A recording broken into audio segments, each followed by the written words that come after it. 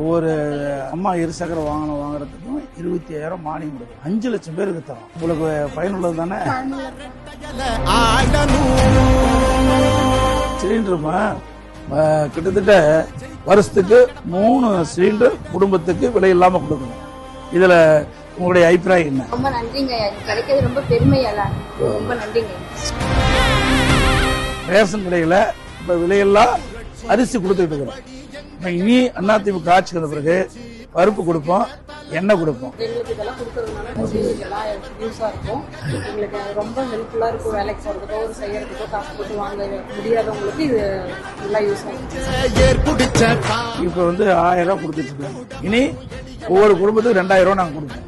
ரொம்ப யூஸ்ஃபுல்லா இருக்கு.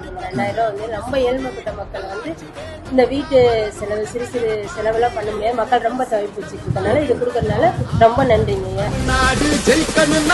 நிறைய பட்டதாரி வாங்கி ஆனா வேலை கிடைக்காம கஷ்டப்பட்டு இருக்காங்க.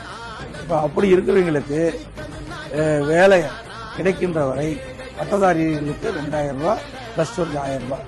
இதை பத்தி கருத்து ரொம்ப சந்தோஷமா கிடைக்குங்க.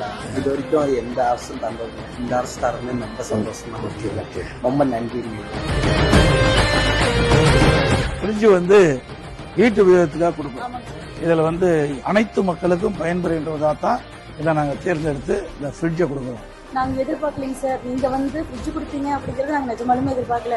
முன்னாடியே அம்மா திட்டத்தில் மிக்சி, ஃபேனு, கிரைண்டரு எல்லாமே மக்களுக்கு உபயோகப்படுற மாதிரி தான் கொடுத்துருக்கீங்க. உண்மையாலுமே நாங்கள் என்ன நினைக்கிறேன்னா மறுபடியுமே எங்களுக்கு ரெட்டலை வேணும், ரெட்டலை தான் வரணும். ரெட்டலை வந்தால் தான் எங்களுக்கு நல்லாட்சியே அமையும். ஆனால் உண்மையாலுமே நாங்கள் எதிர்பார்க்குறோம் சார். நாங்கள் ஓட்டு எல்லாமே ரெட்டலை. அதிமுக ஆட்சிக்கு வந்தோடனே நாங்கள் ஒவ்வொரு குடும்பத்தைதாரருக்கும் 10,000 ரூபாய் வழங்கணும். இதற்காக வழங்கணும்னா திராவிட முன்னேற்ற கழக ஆட்சியில வரி அதிகமா போட்டாங்க. 2வது உணவுப் பொருட்கள் விலை அதிகரிப்பு போச்சு. அதுல மக்கள் பாதிக்கிறாங்க. அப்படி பாதிக்கப்பட்ட மக்களுக்கு இந்த உதவித்தொகை வழங்குகின்ற அடிப்படையில் தான் எல்லா குடும்பத்துக்கும் 10,000 ரூபாய் கொடுக்குறோம். இதனுடைய அபிப்பிராயம் ரொம்ப ரொம்ப நன்றிங்க. 10,000 ரூபாய் வரதுனால விலைவாசிகள்லாம் ஏறி போச்சுங்க. அதனால எங்களுக்கு யூஸ்ஃபுல்லா இருக்குங்க.